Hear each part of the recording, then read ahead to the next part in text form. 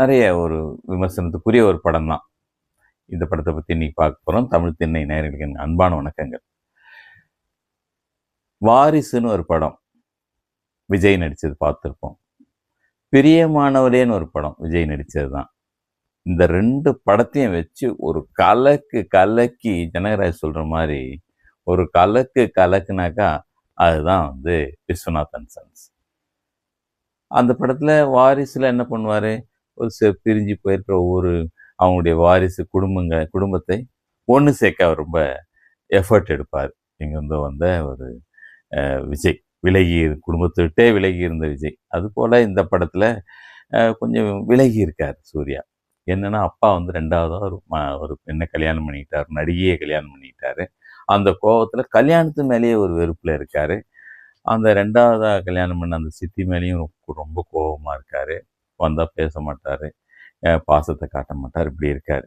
இந்த நேரத்தில் அவருடைய அம்மாவாக இருக்கிற ராதிகா வந்து எவ்வளோ சமரசம் பண்ண பார்ப்பாங்க, கல்யாணத்துக்கு முயற்சி எடுப்பாங்க, எதுவுமே நடக்காது. இப்போ வந்து அம்மா வந்து ரொம்ப கேட்டுக்கிட்டதுனால குடும்பத்துக்கு ஒரு வாரிசே இல்லையே, இவ்வளோ சுற்று இருக்கும். என்னென்னா தனியாக ஏரோப்ளான்லாம் வச்சுருப்பார். அமெரிக்கா நினச்சாக்கா கிளம்பி போயிட்டு வர்றாரு. எல்லா நாட்டுக்கும் தனி ஃப்ளைட்டில் தனியாக போயிட்டு வர்றாரு, எல்லாம் இருக்குது. அப்படி ஒரு பணக்காரராக அவரை காட்டிடுறாங்க. ஆனால் அந்த குடும்பத்துக்கு யாருமே ஒரு வாரிசே இல்லை. அது ஒரு பெரிய கவலையாக இருக்குது ராதிகா அவங்க அம்மாவுக்கு, சூர்யாவோட அம்மாவுக்கு. இப்போ வந்து என்ன நடக்க போகுது என்பது கதை. அப்போ சூர்யா என்ன பண்ணுறாரு, அவர் தான் ஏற்கனவே கல்யாணத்துக்கு மேலே பயங்கர வெறுப்பாக இருக்கார், கல்யாணமே பிடிக்கல, அது மேலே நம்பிக்கை இல்லாமல் இருக்கார். அவருக்கு ஒரு ஆஃபர் கொடுக்குறாங்க அந்த டாக்டர். அந்த அம்மா டாக்டர் அம்மா என்ன சொல்கிறாங்க, நீங்கள் வந்து ஒரு குழந்தைய வந்து வாரிசு வேணும், ஆனால் வந்து ஒரு வாடகை தாய் மூலமாக அதை பெற்றெடுத்துக்கலாம் அப்படின்னு சொன்னாங்க. அது ஏன் அமெரிக்காவில் இருக்கிற ஒரு தாயை சொல்கிறாங்கன்னு தான் எனக்கு ஒன்றும் கூட புரியல. அதுக்கு அவ்வளோ பெரிய ரிஸ்க் எடுக்கிறான். அமெரிக்கா போயிட்டு 1 இயர் தங்கியிருந்து குடும்பத்தை என்ன நடக்குதுன்னு தெரியாது. அந்த குடும்பத்தில் அவர் பாட்டு அங்கே போய் தங்கிடுறாரு. வரும்போது பார்த்தா அவர் குழந்தையோட வர்றாரு. எல்லாம் ஆரத்தி தட்டோட எங்கே எங்கே எங்கே மருமகன் தேடின்னு வந்தால் அப்புறம் தான் தெரியுது அவர் ஒரு வாடகை தாயோட இருந்து அந்த பொண்ணு கூட பார்த்துருக்க மாட்டார். அது மூலமாக ஒரு குழந்தைய பெற்றுட்டு வந்ததாக தெரியுது. ஷாக். வாரிசு கிடைச்சாச்சு, ஆனால் மருமக கிடைக்கல. ராதிகாவுக்கு ரொம்ப வருத்தப்படுறாங்க. இந்த நேரத்தில் ஒரு சின்ன ட்விஸ்ட்டு, அந்த குழந்தைக்கு வந்து அந்த எலும்பு இந்த சம்பந்தமான ஒரு நோய் வந்துட்டு தாய் மூலமாக, ஏன்னா தந்தைக்கு இருந்தால் அந்த இது இருந்தால் அந்த செல் வச்சு சரி பண்ணிடலாம், ஆனால் வந்து இல்லை, அது வந்து ஒருவேளை தாயோட தான் மேட்ச் ஆகுதுன்னு தெரிஞ்சு மறுபடியும் தாயை போய் கண்டுபிடிப்பார். அமெரிக்காவில் இருக்கிற அந்த தாய் என்னென்னா, இன்னொரு அதிர்ச்சி, அந்த தாய் வந்து ஒரு 20 வயசு பொண்ணு. அதுக்கு அம்மா அப்பா யாருமே இல்லை.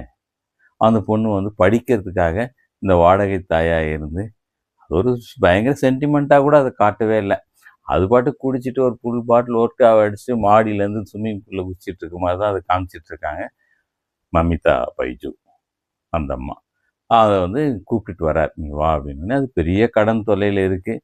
எல்லாத்தையும் செட்டில் பண்ணி கூட்டிகிட்டு வந்து இங்கே விட்டால் அது ஒரு சின்ன ஒரு ஆஃப் ட்ரௌசர் போட்டுட்டு வந்தோடனே ராதிகாவுக்கு அதிர்ச்சியாக இருக்குது. என்னடா மருமகன்னா இப்படி வருதுன்ட்டு. அது வந்து ரொம்ப அதெல்லாம் இல்லை, நான் 2 நாள் இருந்துட்டு கிளம்புவேன்ற மாதிரி வருது.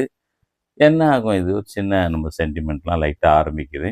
குழந்தை மேலே அட்டாச் ஆகிடுது, அவங்க மாமியார் அத்தை மேலே ஒரு ராதிகா மேலே அட்டாச் ஆகிடுது, எல்லாம் நடக்குது. அதே நேரத்தில் சூர்யா மேலேயும் பயங்கர பாசமாகிடுதாங்க. ஏன்னா அவங்க ரொம்ப நல்லவராக இருக்கார். அதுக்கு 2-3 காட்சிகள் வைக்கிறாங்க. இதெல்லாம் பார்த்தோன்னே ரொம்ப அட்டாச் ஆகிட்டு இப்போது அது ஊருக்கு போக மாட்டேன், நான் இங்கேயே இருக்க போகிறேன்னு சொல்லுது. ஆனால் வந்து சூர்யா வந்து அதை அனுப்புறதுல குறியாக இருக்கார்லாம், தேவையில்லை, எனக்கு கல்யாணம்லாம் செட்டில் ஆகாது, நீ கிளம்பு அப்படின்ட்டே இருக்காரு.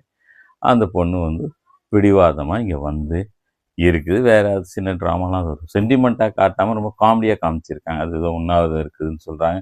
உண்ணாவிரதம் பார்த்தா நிறைய பிரியாணி சாப்பிட்டு உட்காந்துருக்குன்னு சொல்லுவாங்க.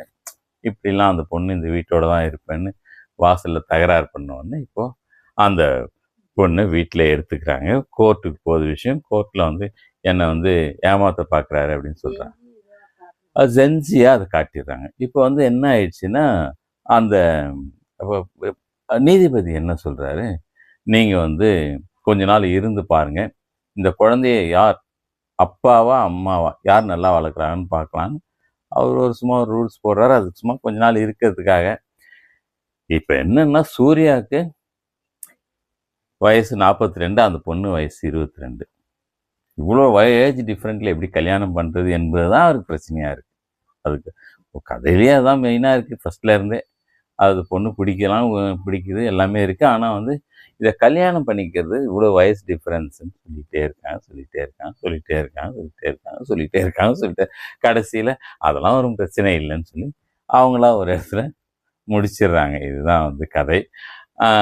ஆனால் இது பெரிய ஒரு பெரிய சொசைட்டின்னு காமிச்சிடுறாங்க. அவங்க வந்து ஒரு தனியாக ஏரோப்ளேன் வச்சுக்கிட்டு தனியாக ஆளாகவே அமெரிக்காவுக்கு போயிட்டு வர ஒரு ஆள். அவங்க குடும்பம் பார்த்தா அவ்வளோ பெரிய கம்பெனி, அவ்வளோ பெரிய ஓனர். ஒரு சீன் வச்சுருக்காங்க, அநியாய சீனாக இருக்கும் அது. மமிதா பைஜ் வந்து இந்த மோமோ கேட்கும் ஹோட்டலில், பெரிய 5 ஸ்டார் ஹோட்டலில். அந்த பஃபே சிஸ்டம் மோமோ கேட்டால் அந்த ஹோட்டல் ஓனர் வந்துடுவான். மோமோலாம் கிடையாது, எங்கள் ஃப்ரெண்ட்ஸுக்கு வேணும்னு சொல்லுவான். அந்த பொண்ணு நான் தானே லைனில் நிற்கிறேன், எனக்கு தானே தரணும்னு சொல்லும். இதுக்காக அந்த பொண்ணை தூக்கினு ரோட்டில் போட்டுருவான் அந்த hotel owner, 5 star hotel owner. உடனே அடுத்த 5வது நிமிஷத்தில் அந்த ஹோட்டலை சூர்யா வாங்கி அந்த பொண்ணுக்கு மோமோலாம் கொடுப்பாரு. அந்த ஹோட்டல் ஓனரையும் அடின்னு அடிப்பார். இப்படி ஒரு ஃபைட்டு. அது அவ்வளோ பெரிய பணக்காரராக காமிச்சிடுறாங்க அவரை.